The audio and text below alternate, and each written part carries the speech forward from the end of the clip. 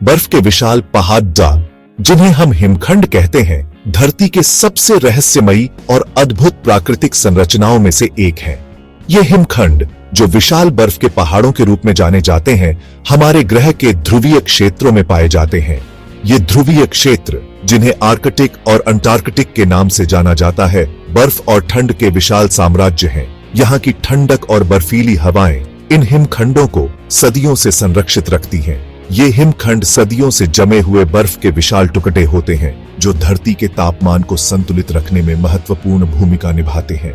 इनकी संरचना इतनी मजबूत होती है कि ये हजारों सालों तक बिना पिघले रह सकते हैं। जैसे एक सफेद चादर धूप को परावर्तित करती है, वैसे ही ये हिमखंड सूर्य की गर्मी को वापस अंतरिक्ष में भेजते हैं, जिससे धरती ज्यादा गर्म नहीं होती।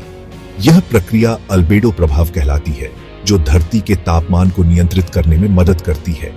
ये हिमखंड कई जीव जंतुओं के लिए घर भी हैं।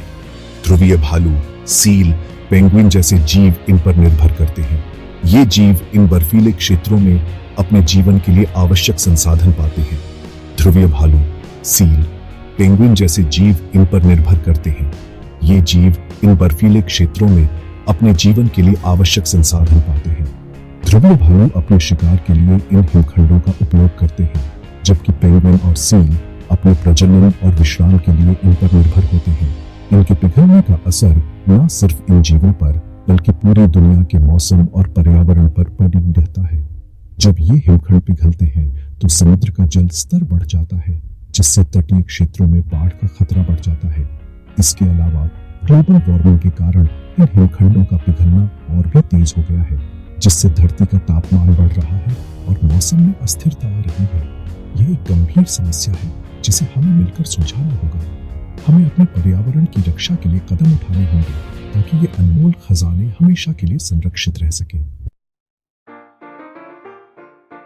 आज हमारी धरती तेजी से गर्म हो रही है, जिसका मुख्य कारण है ग्लोबल वार्मिंग। ग्लोबल वार्मिंग का मतलब है कि हमारे वातावरण में तापमान लगातार बिया आचा रहा है। यह समस्या इतनी गंभीर हो चुकी है कि अब इसका असर हमें हर जगह दिखाई देने लगा है।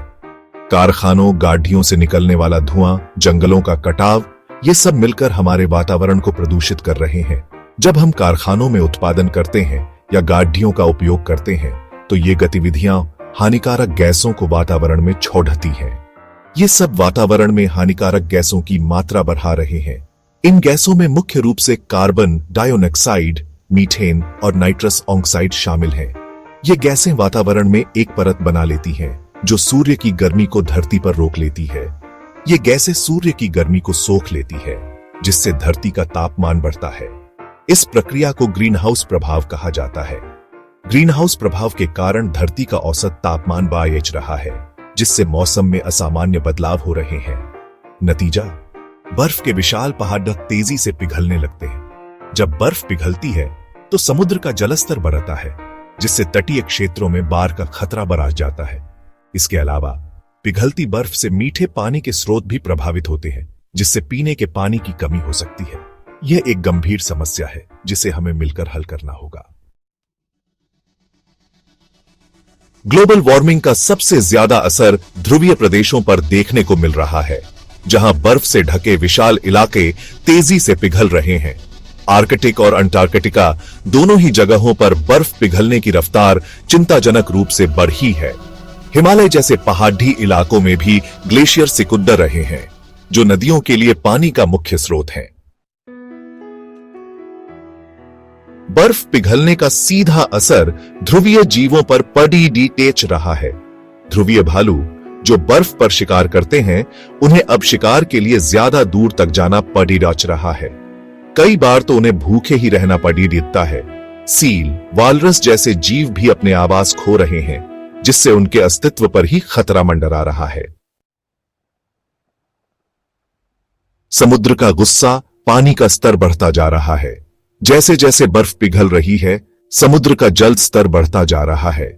यह तटीय इलाकों के लिए खतरे की घंटी है। मालदीव जैसे देशों पर तो पानी में डूब जाने का खतरा मंडरा रहा है। भारत के तटीय शहरों में भी बाढ़ का खतरा बढ़ रहा है। इंसानों के लिए खतरा, क्या हम तैयार हैं? समुद्र का बढ़ता जल स्तर, बदलता मौसम ये सब इंसानों के लिए भी खतरे की घंटी है। तटीय इलाकों में रहने वाले लाखों लोग बेघर हो सकते हैं। खेती पर भी असर पड़ेगा, जिससे खाद्य संकट पैदा हो सकता है। मिलकर करें समाधान। बर्फ को कैसे बचाएं? बर्फ के पिघलने से समुद्र का स्तर बढ़ रहा है, जिससे तटीय क्षेत्रों में बाढ़ का खतरा बढ़ गया है। यह केवल ध्रुवीय भालुओं और अन्य वन्य जीवों के लिए ही नहीं, बल्कि मानव जीवन के लिए भी गंभीर समस्या है।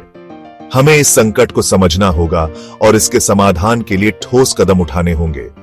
हमें समझना होगा कि यह सिर्फ ध्रुवीय प्रदेशों की समस्या नहीं है, बल्कि पूरी दुनिया के लिए खतरा है।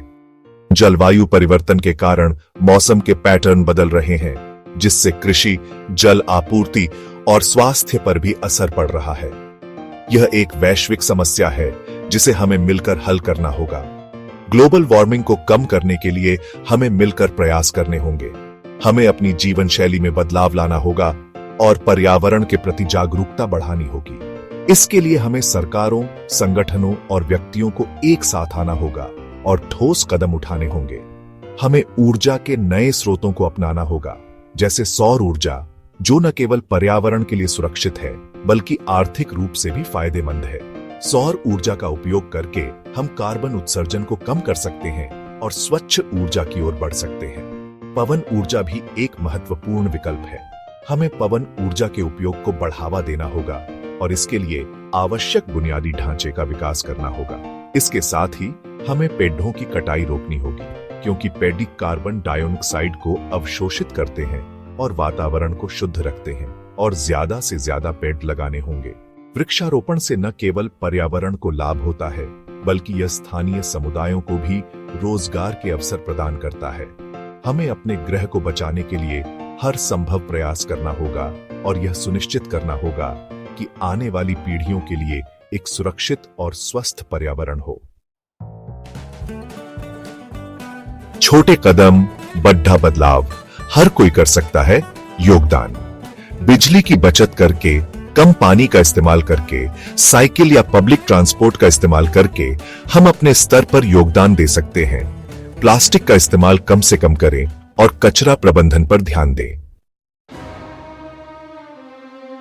आशा की किरण, मिलकर हम ये LD2.5 जीत सकते हैं। यह सच है कि हम मुश्किल दौर से गुजर रहे हैं, लेकिन अभी भी उम्मीद बाकी है। अगर हम सब मिलकर प्रयास करें तो हम अपनी धरती को बचा सकते हैं। याद रखें, धरती सबकी है और इसे बचाना हम सबकी जिम्मेदारी है।